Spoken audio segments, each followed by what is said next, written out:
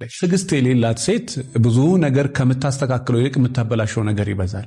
ከዛሬ ይልቅ ነገን እያበላሸችው ትሄዳለች። በጣም ትዕግስተኛ ሴት ዛሬዋ ነው የሚበላሸው፣ ነገዋን ግን እያስተካከለች ትሄዳለች። ሴት ልጅ ደግሞ የምትጸልይ ከሆነ ምን ያደርጋታል? ፈጣሪ መንፈሰ ጠንካራ ሴት ያደርጋታል። የምትጸልይና አስተዋይ ሴት እግዚአብሔር በቃ ይሄ መንፈሰ ጠንካራነትን ይሰጣታል። አንዳንድ ጊዜ ዝም ብሎ የዋህ ሆነው እንደ ሞኝ የሚኖሩ ሴቶች አሉ። በቃ ንብረት ችግር የለውም፣ እንትን ችግር የለውም፣ እንትን ችግር የለውም ብለው ሲያድርም ችግር የለውም ሲመጣ እንደፈለገ በቃ እንዲሆን ዝም ብሎ በቃ የዋነት ሳይሆን ሞኝነት ያለባቸው። እንግዲህ ሴት ልጅ ተወዳጅና ተፈቃሪ የሚያደርጋት 10 ባህሪያት። የመጀመሪያው እንግዲህ ሴት ልጅንም ወንድ ልጅም የመጀመሪያ ሰውን ተወዳጅ የሚያደርገው ሰውን ለሰውነቱ የሚያበቃው እግዚአብሔርን መፍራት ነው። ብዙ ጊዜ ሰዎች ራሴ ላይ መስራት እፈልጋለሁ፣ ራሴ መሆን እፈልጋለሁ ሲሉ ሰምታችሁ ከሆነ ራስን መሆን ራሱ የሚቻለው መጀመሪያ ራስ ሲኮን ነው። ራስ የሚኮነው ራስ ተኮኖ ነው። ራስ መሆንም የሚቻለው ደግሞ መጀመሪያ ራስን በማወቅ ነው። ራስን ለማወቅም ደግሞ እግዚአብሔርን ማወቅ በጣም ወሳኝ ነው። ሰውን ለሰውነቱ የሚያበቃው እግዚአብሔር ስለሆነ፣ አለበለዚያ ሰው ለሰውነቱ ራሱ ሊበቃ አይችልም። ለሰውነቱ ካልበቃ ደግሞ የሰውን ስራ መስራት አይችልም። የሰው ባህሪ ሊኖር አይችልም። በዛ መንገድ ሊኖር አይችልምና የመጀመሪያ ሴት ልጅ ፈራ እግዚአብሔር ሊኖራት ይገባል። ይሄ እንደዚህ ዘመኑ አይነት ፈራ እግዚአብሔር አይደለም እላችሁ። እንደዚህ ዘመን ሁላችንም አስመሳይ የሆንበት እንደዚህ ዘመን አይደለም። የእውነት እግዚአብሔርን መፍራት ከልብ፣ ምክንያቱም የጥበብ ሁሉ መጀመሪያ እግዚአብሔርን መፍራት ስለሆነና ሴት ልጅ በባለቤቷ ዘንድ ግሬስ የሚሰጣት ተወዳጅ የሚያደርጋት እግዚአብሔር መቼም ሰውን የመወደድን ጸጋ ካልሰጠው ሰው ተወዳጅ መሆን አይችልም። ሰው የመጀመሪያው ሴት ልጅ ፈራ እግዚአብሔር ሊኖራት ይገባል። ሁሉን ነገር የምታደርገው እግዚአብሔርን ከመፍራት ነው። ይሄን በነገራችን ላይ ዓለም ላይ እንደ ሰው የተፈጠረ ማሰብ የሚችል ሰው ሁሉ ቢጠቀሙ ያተርፍበታል። እንግዲህ እግዚአብሔር ሰው ቢፈራው ባይፈራው የሚጨምርለት ነገር የለም። ነገር ግን ሰው ልጅ ሰው ሆኖ የተፈጠረ ሁሉ እግዚአብሔርን ቢፈራ የሆነ የማስተዋል ጥበብን ያገኛልና በተቻለ መጠን የመጀመሪያ ሴት ልጅ እግዚአብሔርን ብትፈራ፣ ስራዎቿ ደግሞ እግዚአብሔርን ስትፈራ እግዚአብሔርን በመፍራት ይገለጣሉ። ትትናዋ፣ መኝታዋ፣ ጫወታዋ፣ ንግግሯ እንዳለ በዛ ይገለጣልና ያስታውቅባታል። በነገራችን ላይ ፈራ እግዚአብሔር በልቧ ያለና አስመሳይ የሆነች ሴት ታስታውቃለች። የእውነት የምትፈራና እንደው እንደደረሰ ብቻ ዝም ብላ የምታወራ ሴት ሰማይና ምድር። ወንድም እንደዛው የእውነት የሚፈራ ወንድና ወንድ ኖርማሉ ወንድ ዝም ብሎ ይለያልና የመጀመሪያ እግዚአብሔርን መፍራት ቢኖራትና ሁሉን ነገር የምታደርገው እግዚአብሔርን ከመፍራት አንጻር ከሆነ 100% በባለቤቷ ዘንድ ሞገስን የማግኘት አቅም አላት። የመጀመሪያው እሱ ነው። ሁለተኛው ደግሞ አስተዋይነትና ብልሃት ነው። እንግዲህ ይሄ ሁሉ አይኖረውም። ሁሉ ሰው ስለተማረ አስተዋይ አይሆንም። አስተዋይ ስለሆነ ግን በሕይወት ዘመኑ ሰው ብዙ ነገር ይማራል። ይሄ ነገር ዝም ብሎ ይመጣል ነው። ዛሬ ከጀመርሽው ግን በሕይወት ዘመንሽ እያደገ ነው ሄዶና ይሄ ነገር ለምን ይጠቅምሻል? ከባለቤትሽም ጋር ለመኖር፣ ከራስሽም ጋር ለመኖር፣ ከልጆችሽም ጋር ለመኖር። ምንድነው ያልኩሽ? አስተዋይነትና ብልሃት። እንግዲህ ከዛ ቀጥሎ ደግሞ ትዕግስትና ጽናት ነው። እንግዲህ ትዕግስት የሌላት ሴት ብዙ ነገር ከምታስተካክለው ይልቅ የምታበላሸው ነገር ይበዛል። ከዛሬ ይልቅ ነገን እያበላሸችው ትሄዳለች። በጣም ትዕግስተኛ ሴት ዛሬዋ ነው የሚበላሸው፣ ነገዋን ግን እያስተካከለች ትሄዳለች። ይሄን ግን ስላችሁ ይሄ ዝም ብሎ በደመነፍስ ሳይሆን ጥበብ የታከለበት ብልሃት የታከለበት ማለት ነውና በተቻለ መጠን ትዕግስትና ጽናት ለሴት ልጅ በሕይወት ዘመኗ በጣም ሲበዛ፣ ምክንያቱም ልጅ ማሳደግ ራሱ በራሱ ፈተና ነው። ወልዶ ልጆች ማሳደግ በራሱ ህመም ነው። ሴክስ ማድረግ በራሱ ህመም ነው። የባልን ጭቅጭቅ ባህሪ፣ ወንድ በባህሪው አስቸጋሪ ባህሪ ያለው፣ የመጠጣት ባህሪ ያለው፣ የመሄድ ባህሪ ያለው፣ የመመለስ ባህሪ፣ ያለማዳመጥ ባህሪ፣ አምባገነንነት፣ ዕውቀት ማጣት ባህሪ፣ የብዙ ነገሮች ችግር ያለበት ፍጡር ነው። ይሄ ወንዶቹ ራሱ ይሄን አይክዱም። የሚደንቅ ተፈጥሮ ነው። በዛው መጠን ደግሞ የሚገርም ተፈጥሮ አይነት ነውና ከእንደዚህ አይነት ሰው ጋር ለመኖር ምን ያስፈልጋል? ትዕግስትና ጽናት።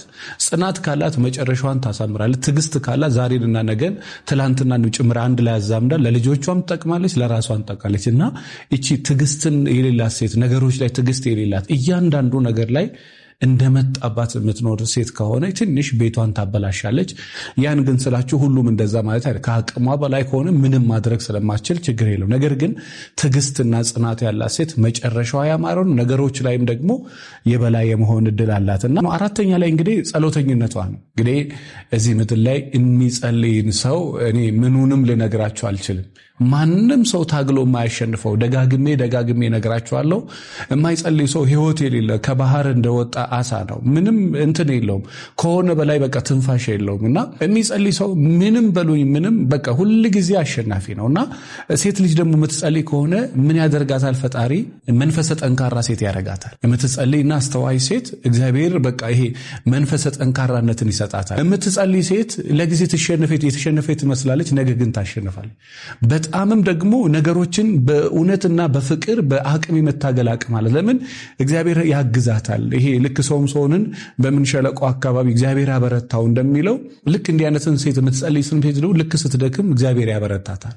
ልክ መንፈሶቿ ሲዝሉ በቃኝ ከዚህ ትዳር ልውጣ ስትል ባለቤቷ መሸከም ሲያቅታት፣ ልጆቿ መሸከም ሲያቅታት፣ ጤና ስታጣ ይሄ የመወደድንና ነገሮችን የመቻልን ጸጋ ድጋሚ ተስፋ ይሰጣታል። የምትጸልይ ከሆነ ማትጸልይ ከሆነች በዛ ላይ ደግሞ ጸሎት ታውቃላችሁ ኮንሲስተንሲ ይፈልጋል። ይሄ ቋሚነት ከሌለው ወጥነት ከሌለው ያዝ ለቀቅ ከሆነ አለመጸለይ እንደውም የተሻለ። አምስተኛው የራሷንና የቤቷን ውበት የምትጠብቅ ሴት።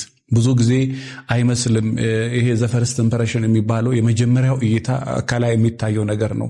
በጣም የምትኳኳል በጣም ራሷን የምትጠብቅ ቤትም ይሁን ውጪም ይሁን በእያንዳንዱ ነገር ራሷን የምትጠብቅ ሴት እኔ 100% እርግጠኛ ነኝ ማንም ወንድ ሊነቃት አይችልም። ራሷን መጠበቅ ግዴታዋ ነው። ራሷን የምትጠብቅ ሴት ተወዳጅ ሴት ናት፣ ተፈላጊ ሴት ናት። በባሏ ዘንድም ተወዳጅና ተፈቃሪ ያረጋታልና ይሄ ራስን መጠበቅ እንግዲህ ከራስ ጸጉሯ እስከ እግር ጥፍሯ ድረስ ባለባበሷ ሊሆናል፣ የፊቷን ውበት መጠበቅ ሊሆን ይችላል፣ ሰውነት ሊሆን ይችላል። በጣም አሁን ከተማ ውስጥ ስማርት ሴቶች አሉ፣ ወልደው በማግስቱ ጂም ቤት የሚገቡ። ድሮ ጂም ቤት ሰዎች ለሆነ ቅንጣቱን ቢሄዱ ይመስል ነበር፣ ግን አይደለም። ማንም ሴት ጤናዋን መጠበቅ አለባት፣ ራሷን መጠበቅ አለባት። በዛ ላይ ስትረሱ ራሱ ሰው ይገላል። ቤት ውስጥ ጭንቀቱ፣ ከልጆች ጋር መጫጫሁ፣ 30 ነገር ማሰቡ ይሄ ራሱ አይምሮ ይነካል። ራሷን መጠበቅ ሴት በጣም ሲበዛ ተወዳጅ ነች። ዛሬ ከጀመራችሁ እስከ ዛሬ ዓመት 2 ዓመት 3 ዓመት እንዴት እያደገ ዛሬ ያልተጀመረ ነገር አያድግም። ስራም ይሁን ሐሳብም ይሁን ትምህርትም ይሁን ዛሬ ከተጀመረ ያድጋል። ዛሬ ካልተጀመረ ግን ወዴትም ሊያድግ አይችልምና ስለዚህ ራሷን የምትጠብቅ ሴት ቤቷን አንዳንድ ሴት አይታችሁ ከሆነ ቤቷን እንዴት እንደሚያምርላት ቤቷን እንዴት እንደምትጠብቀው እና ይሄ የነሱ የሚወደድላቸው ባህሪ ነው። ስድስተኛው ሞያዋና ቃላቷ ያማረ ሴት። እንግዲህ ብዙ ጊዜ እጅ ትከሻ ነው ምናምን የሚባል ነገር አለ። ሞያ የሚጣፍጥላት የምትራቀቅ ሴት አለች ማለት በምትሰራው ነገሮች እያንዳንዱ የምትራቀቅ ሴት አለች። ከዛ ውጪ ቃላት ደግሞ ብዙ ነገር ያደርጉና ብዙ ዋጋ ይከፍሉና መጨረሻ ላይ በምን ያበላሻሉ? በቃላት። እንግዲህ ምንም ለሰው ልጅ ጥሩ ምግብ ሰርታ ክትፎ ብትሰጥ ነገር አብራ የምትሰጥ ሴት እኔ ማንም ወንድ ይወዳታል ብዬ አላስብም። ብዙዎቹ ድሮ አይታችሁ ከሆነ ምግብ ቤት ይበላሉ፣ ይወዷቸዋል፣ ጫወታቸው፣ ንግግራቸውን። አሁን ግን ሁሉም ሰው ብሶት ስላለበት ቃላት ይቀድማል። በተለይ ሴት ልጅም ብዙ ነገር ታደርግና መጨረሻ ላይ በቃላቷ ታበላሻል። ይሄን ቃል ለምን ተናገረች? ምክንያት የላትም ማለት አይደለም። ነገር ግን የሆነ ነገር እስከ መጨረሻው ድረስ ካልቀጠለ በራሱ ውበት የለውም። ውበት የሚኖረው መቼ ነው? ከቀጠለ ነው። መናገሯ ምን ሊፈጥር ይችላል? መናገር ያለባት ቦታ ላይ ትናገር። ነገር ግን ጥሩ ነገሮች እንኳን ያለ ቦታቸው መጥፎ ናቸው። ለምሳሌ ምርቃት ደስ የሚለው በቦታው፣ ያለ ቦታው ምርቃትም እንደ ርግማን የሚቆጠርበት እንትን አለ። ለቅሶ ቤት ሰርግ እንደሚባለው፣ ለቅሶ ቤት ሳቅ እንደሚባለው። ስለዚህ በተለይ አንደበቷን ብትጠብቅ፣ በቃላታቸው ሰው የሚሰባ። አሁንማ ወንዱ ራሱ እንደ ሴት ሆኗል። ድሮ ወንድ አይናገርም። አሁን ወንዱ በቃ ሴት ልጅን እንደ ሴቶች ነበረ ድሮ በቃላት የሚታወቁትና አሁን ወንዱ ሴት ልጅ ሲሳደም እንደ ሴት ነው። ሴት እንደውም ትናገራለች ይባል፣ ወንድ ይማታል። አሁን ወንዱ በቃ በምላስ ነው። ያ ምላስ ደግሞ በጣም ሲበዛ መጥፎ ነው። ምላስ የሰው አጥንት የመከትከት ሰውን የሚገለውም የሚያነሳው ምላስ ነው። ሰው በአፉ ሰውን ይገላል፣ በአፉ መልሶ ሰው ያነሳል። ይሄ ልቡ ነው ምን ልቤ ንጹህ ነው የሚባለው ነገር ድሮ ነበረ። እባብም ሆዱ መርዝ ከረጨ በኋላ ውስጡ ንጹህ ነው። ስለዚህ እንደፈለጋችሁ ተናግራችሁ ውስጤ ንጹህ ነው ይወጣልኝ ያለምትሉ ሰዎች መጥፎ ነው። ባትናገሩና ባላንስ አድርጋችሁ እናንተንም እንዳይጎዳ ሰው እንዳይጎዳ ብታደርጉ ይሻላል። ሰባተኛው ደግሞ እንደ እርግብ የዋህ የሆነች እንደ እባብ ደግሞ ልባም የሆነች። አንዳንድ ጊዜ ዝም ብሎ የዋህ ሆነው እንደ ሞኝ የሚኖሩ ሴቶች አሉ። በቃ ንብረት ችግር የለውም እንትን ችግር የለውም ብለው ሲያድርም ችግር የለውም ሲመጣም እንደፈለገ በቃ እንዲሆን ዝም ብሎ በቃ የዋህነት ሳይሆን ሞኝነት ያለባቸው፣ ልባምነት ሳይሆን እንደዚህ ዝም ብሎ ኖርማል ሞኝነቱን ይዘው የሚሄዱ አሉ። እና እንደ እርግብ የዋሆች ሁኑ፣ እንደ እባብ ልባሞች ሁኑ ይላል መጽሐፍ። የዋህ ካልሆነች ምንድን ነው የምትሆኑ? ብልጣብልጥ ነው የምትሆኑ። እያንዳንዱ ንብረት ላይ ብልጣብልጥ፣ ሴክሹዋል ነገር ላይ ብልጣብልጥ፣ መቆጣጠር ላይ ብልጣብልጥ፣ የሆነ ነገር ላይ ብቻ ብልጣብልጥ ነው የምትሆነው። ይሄ ደግሞ ይሄ ከሴት ባህሪ ወጣ ያለ ስለሆነ ባለቤቷ ፊል ያደርገዋል። የዋ ብትሆን ተወዳጅ ነው፣ ግን ደግሞ ልባም እንደ እርግብ የዋ ከዛ ደግሞ እንደ እባብ ልባም። ይሄ የዋነቱ ከሌለ ዝም ብላ ሞኝ ብቻ ስለምትሆን ነገሮችን በጥበብ የምታስኬድ መሆን ያለበት ቦታ መሆን፣ መናገር ያለበት ቦታ መናገር፣ ኃይለኝነት የሚያስፈልግበት ቦታ ኃይለኝነት። አለበለዛማ ክብሩን ጠብቆ አይሄድማ። ባለቤቷም እኮ ቢሆን እንደዚህ መሬት ሆናለት ክብሩን ጠብቆ አይኖርም። ጭራሽ እየረገጣት ሊኖር ይችላል። እንደ እርግብ የዋ እንደ እባብ ልባም የሆነች ግን ማድረግ የሚገባትን ታደርጋለች፣ መብቷን ደግሞ ትጠይቃለች። 8ኛው ታማኝና አልጋዋን የምትጠብቅ ሴት። ትልቁ እንግዲህ በዚህ ዘመን በተለይ ወንዱና ሴቱ መካከል እኔ አይዶ ነው ምን አይነት በሽታ እንደሆነ ሴቷም በቃ ለትዳሯ የምትታመን ሴት እየጠፋች ነው። ይሄ በጣም አደገኛ ቺተሮች ከተማ ውስጥ ገጠር ውስጥ እየተፈጠሩ ነው። ታማኝነት በትዳር በጣም ወሳኝ ነው። ሴትም ሆነች ወንድም ሆነ ለሷ ካልታመነ ለሱ ካልታመነች ኦሬዲ እግዚአብሔርን ነው የሚክደው። ለባለቤቷ 10 ዓመት 5 ዓመት 20 ዓመት የታመነች ሴት ደረቷን ነፍታ በልበ ሙሉነት ነው የምትናገር እና ደግሞ ያስታውቅባታል። እየማገጠችን ሴት ኮንፊደንስ የላትም። እሷ አታቅም እንደሚታወቅባት። ሰዎች ደግሞ እንደምታውቁ ካልነገራቸው ያወቃችሁባቸው አይመስላቸውም። ስለዚህ ግሬስ የላትም። ለትዳሯ ማትታመን ለትዳሩ ማይታመን ወንድ ግሬስ የለም። ልበ ሙሉ ወንድ አይደለም። ልበ ሙሉ ወንድ ለትዳሩ የታመነ ወንድ። 9ኛው ዘመድ አያያዝና ገንዘብ አጠቃቀም መታወቅ።